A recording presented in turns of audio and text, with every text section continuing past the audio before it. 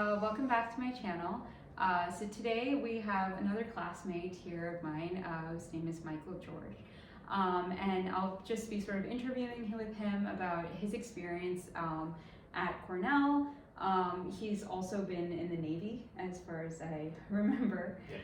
So why don't you just give us a quick background and sort of talk about it with your viewers, and just how how you came to Cornell and everything else that's sort of in your background so far. Yeah, absolutely. So after college, I spent a few years working as a liability adjuster for Liberty Mutual, but I was mostly passionate about going into public service. So I joined the Navy in 2016, where I worked as a logistics officer by trade, and I did tours with their construction battalions out in the Marianas Islands, and then in one of their shipyards in Pearl Harbor, where I was shifting focus into submarines and surface vessel ships for the last couple of years.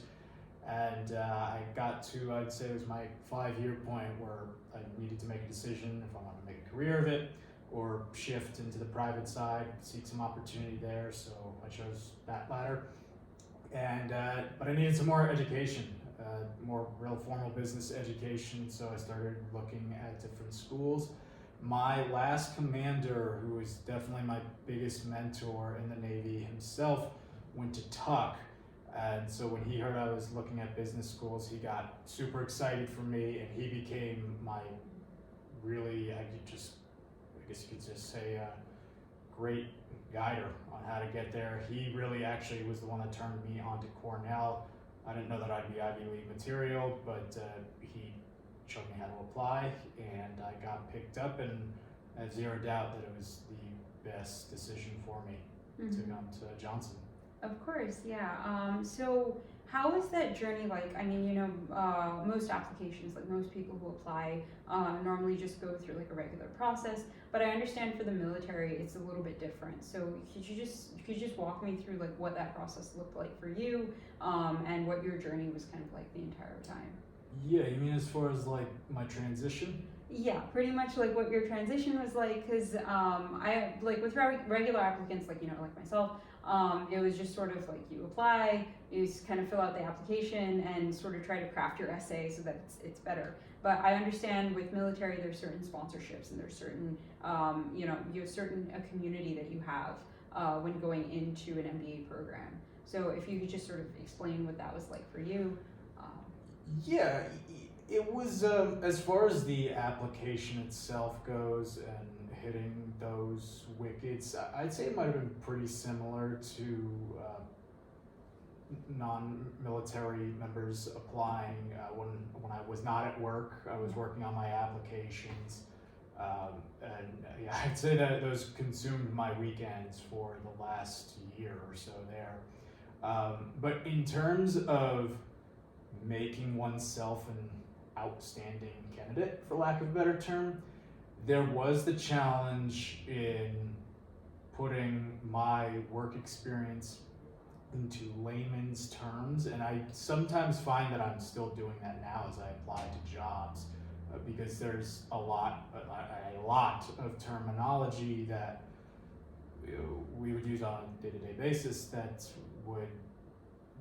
is completely unique to that line of work and to that lifestyle. So putting it into something more colloquial that was still accurate was definitely a challenge. But I had that help from mentors I had at my last command, and then also when I got more comfortable reaching out to other Johnson veteran alum, because that was another challenge, being comfortable reaching out to strangers. When I was finally doing that more and more, those were the guys and girls who were also chopping my essays and my resumes and telling me how I could put something in civilian terms, for lack of better phrasing, but it also still be correct. It could also still be applicable to what my job was back there. Yeah. So I understand that like in the military, it's a very like hierarchical structure, and and in business school, it's like collaboration 101. You have CWGs, you have like JLF and all that stuff. So, what's it been like adapting from like such a like strict environment into just like one where you're just collaborating and like communicating all the time? Like, how has that been like for you?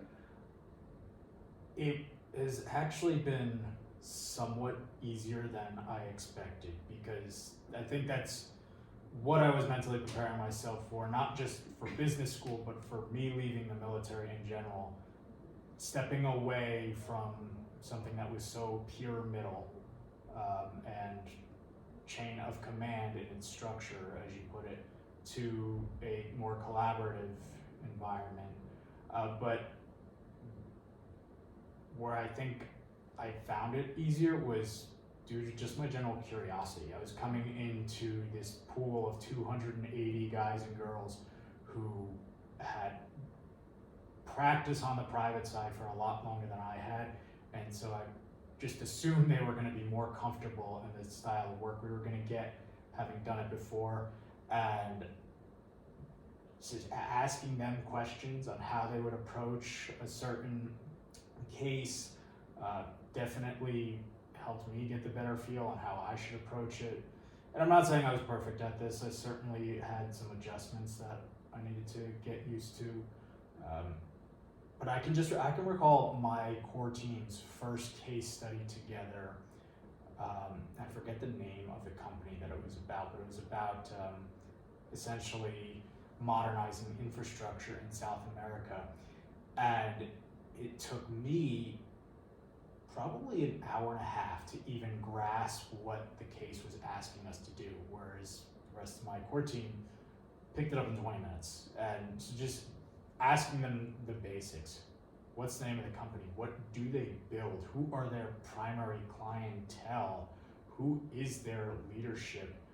How is this project in the next geographic region that this firm is going to be executing in, going to amplify the value of the firm itself?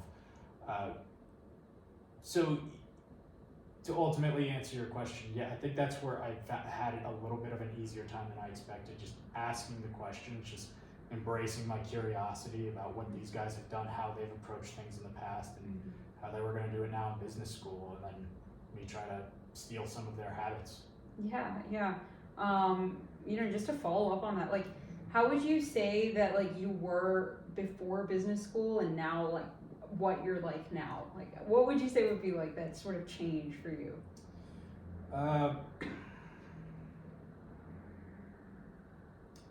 I've really, and I say this as humbly as possible, I have always thought of myself as a very analytical worker, especially, and I think I actually grew most of those habits when I worked in insurance, because there was a lot of, to my surprise at the time, 10 years ago, there's a lot of detective work that goes into that line of work, which I don't know if a lot of people realize that, but the smallest details can overturn a plaintiff settlement. And so I went into the Navy a little bit with those habits, but that really helped me know how to deliver an order of ship parts or truck parts or anything that a unit would need to the absolute best specifications. And that might have made me a little, I don't want to say overbearing. I hope I never was. I certainly wasn't perfect, but I would review orders over and over and over again to make sure they're correct. Whereas here, attention to detail is still critical to make sure the client gets what they're asking for, but there's a little bit more room for error. Where I've felt the most relaxed here is, at least thus far, I haven't encountered anything as high risk as I had in my prior career. And I certainly don't mean that as a complacent. I still want to provide value for people, but that's helped me take a step back when I need to and re-examine my current problem at hand when I don't think it's succeeding the way it's supposed to. Yeah. Like, what do you mean by like high risk? Like, what's some high risk stuff that you've done here? Well, I mean, I can only tell you so much at kind of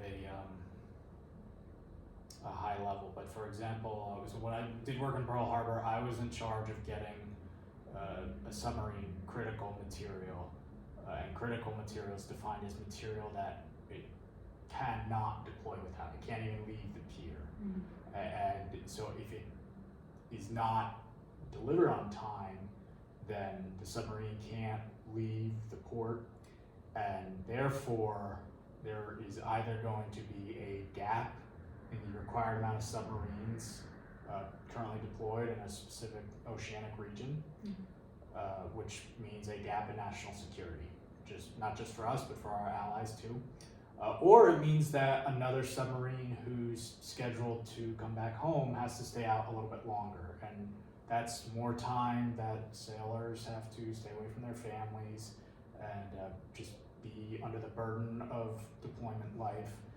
And so that's never let me just put it plainly, that's never a situation that you want to find yourself in. But when it especially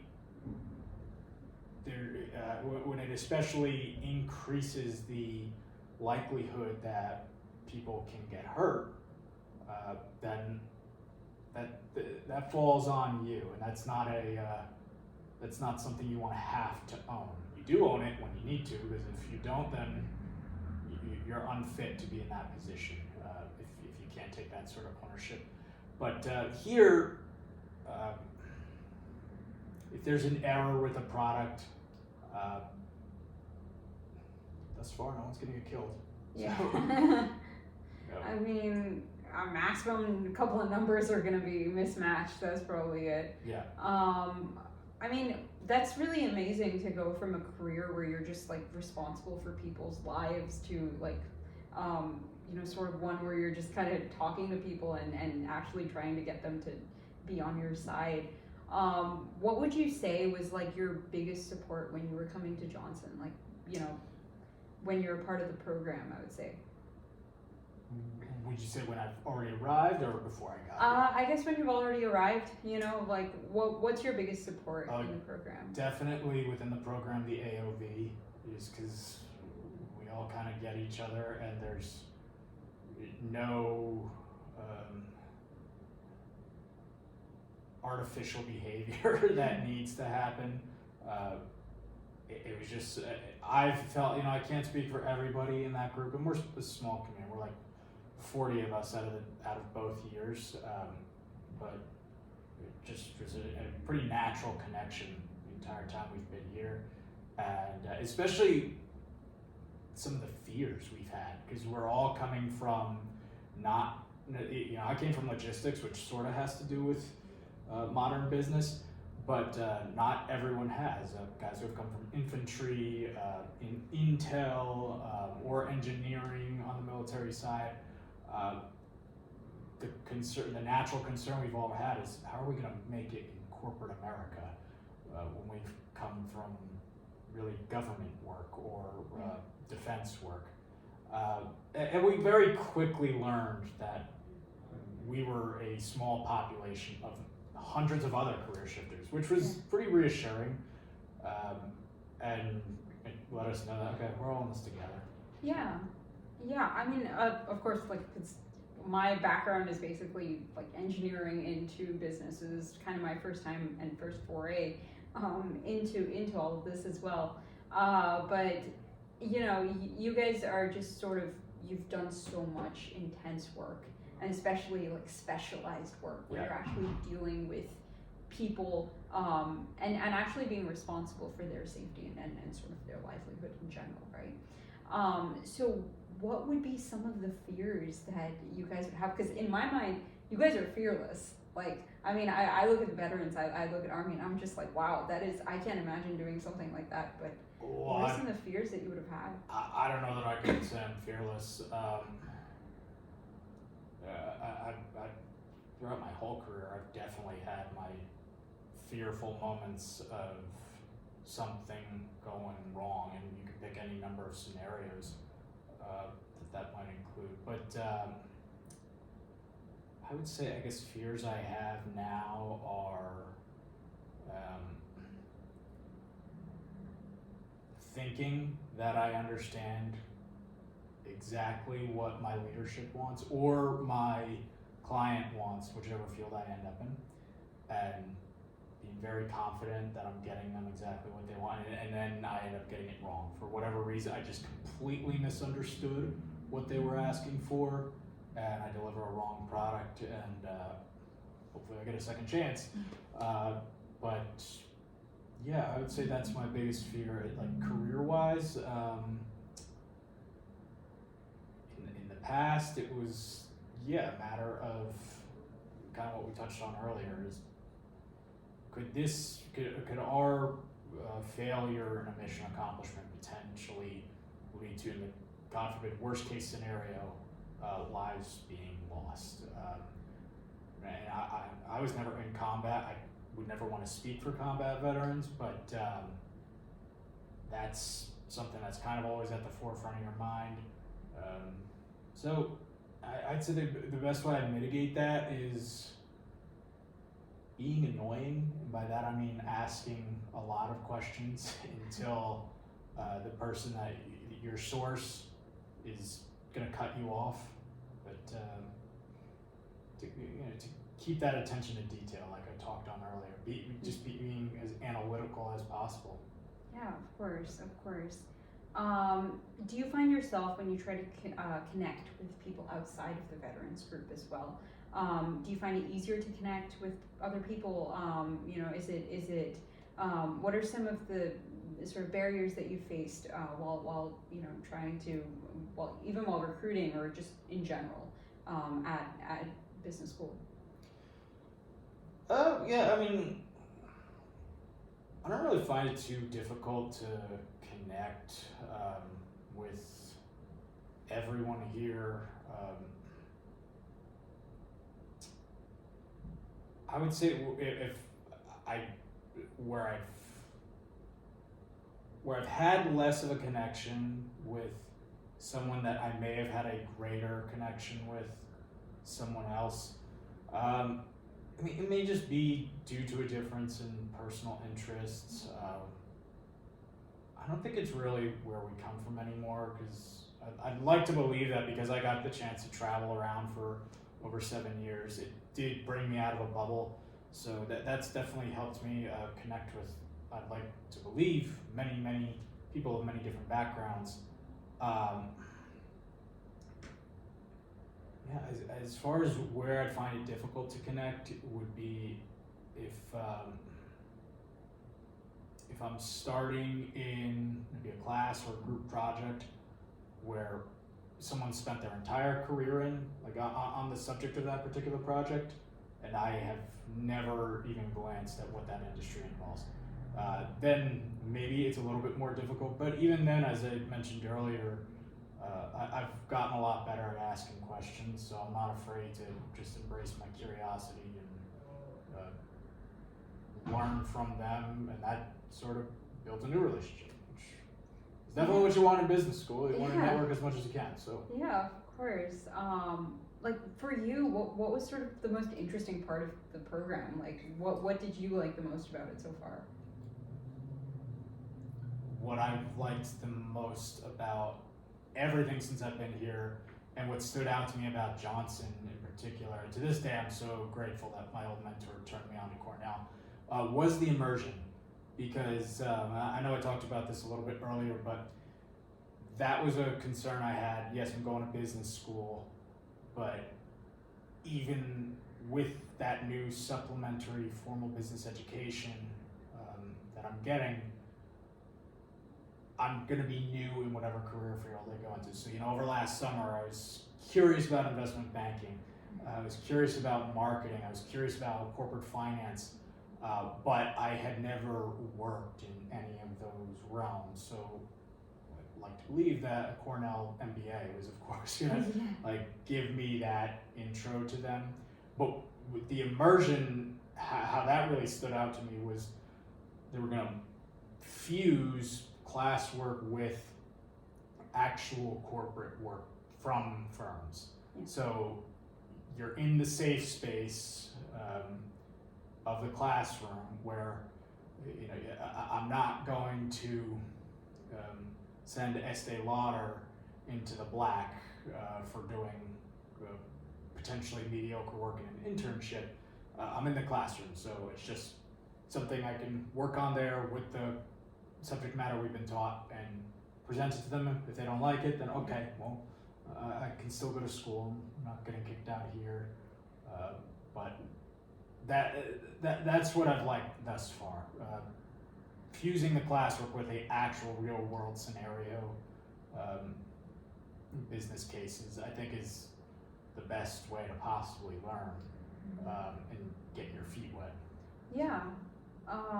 Yeah, of course. I mean, the immersion programs in general are trying to sort of structured to be able to give you that experience and give you that in sort of a safe space inside that school structure. What was the immersion that you chose, and like what led you to that path? I am in strategic product marketing, and that's still a bit of a mouthful for me. And where I got very turned on to that was pretty early in the year, learning about how P&G actually became considered the originators of modern, I guess, westernized marketing. And marketing had been an interest that I had as I was shifting out of the Navy and coming on into business school, but I didn't know a whole lot about it. And some people who had told me, well, you're a psychology major, so that could help you out there. I didn't really know what they meant by that, but I really got turned on to the idea of brand management and how a company's message can really kind of rope in that constant customer loyalty and just continue to always grow that customer lifetime value. And I'm oversimplifying it there, but how a company uses its brand to capture its base was what especially turned on to me. On the product side, I came from logistics, so I was just kind of accustomed to moving thousands of serialized line items at a time. You don't really get, at least in my positions, maybe others had different experiences, but I didn't really get a whole lot of opportunity to see exactly what a certain gasket or a certain irrigation pump or even a certain weapons launcher chip meant for the crew that was receiving it. So the few times that I did get to learn about what a certain component was going to go into and systems wise on a ship, those were my most fulfilling days. And that's where I kind of started to think, if I can learn about a product on a team and what it's going to do for an end user, what it's going to do for a consumer or a retail customer, I think I could have a lot of fun with that. And then also applying customer feedback for constant improvement for future generations of the product. So that was what really turned me on to marketing, constant product improvement and constantly growing customer loyalty. Yeah. Question would sort of be like, what made you choose Cornell out of all of the other schools that you were applying to at the moment? In the immersion program, it's open invite to veterans, and on a personal side, it's proximity to home. I've been far away for a long time, and I was eager to get back to the East Coast. Right. So that now I'm a 3-hour drive away from home versus a 10-hour plane ride. Yeah. So that was definitely, and it still is, an exciting just option that I always have. Of course, of course. But thanks so much for sharing your experience with me Yeah, and you know, with our viewers.